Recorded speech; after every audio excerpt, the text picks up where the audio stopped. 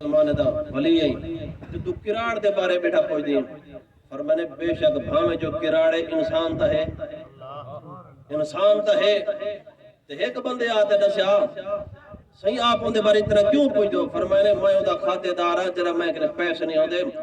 مسلمان نہیں دے کراڑ تھی تے میں کو ادھار دے چھوڑے دے اب میں میرے نال ڈاڑی محبت کرن دے تے آپ کو کہیں دسیا صحیح او ڈھیر جاڑے تھی گن بیمار تھیا پہ اٹھن دے قابل کہنی چلن دے قابل کہنی پھرن دے قابل کہنی آپ نے فرمایا مریدو کٹھے تھیو میں خدا بخش خود عیادت واسطے ویندا او کو پوچھن واسطے ویندے سے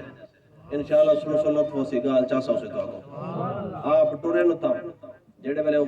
کراڑ دے گھر پجن چودھاروں دے کراڑ بیٹھے ہیں دور دراز دے رشتہ دار آئے بیٹھے ہیں حتیٰ کہ راجستان کے نال بارڈر لگتے انڈیا دے بھی کراڑ آئے بیٹھے ہیں پوچھن واسطے آپ دے قریب تھی لیکن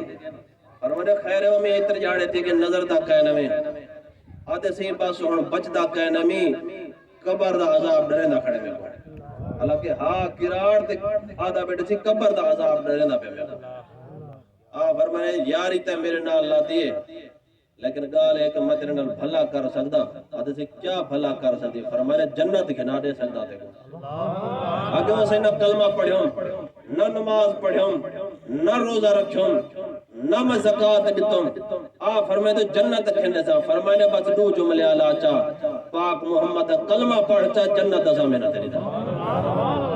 آدھے سے جنت اے جری سستی ہے فرمائے بس تو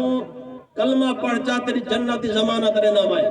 ذوق کچھ بیٹی تو سبحان اللہ ایک دفعہ اچھالا حضرت خواجہ خدا بخش رحمت اللہ تعالیٰ علیہ دے قریب تھی گن فرمائے پڑھ پاک محمد کلمہ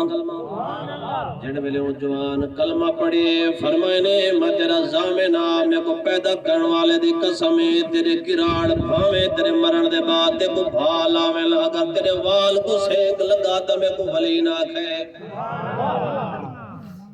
حضرت خواجہ خدا بخش کو کلمہ پڑھے نے آپ اپنے آستانے تے والائن چودھار کراڑ بیٹھن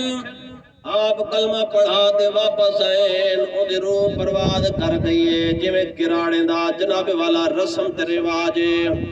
مرن دے بعد کراڑ مردے کو بھالا دے دن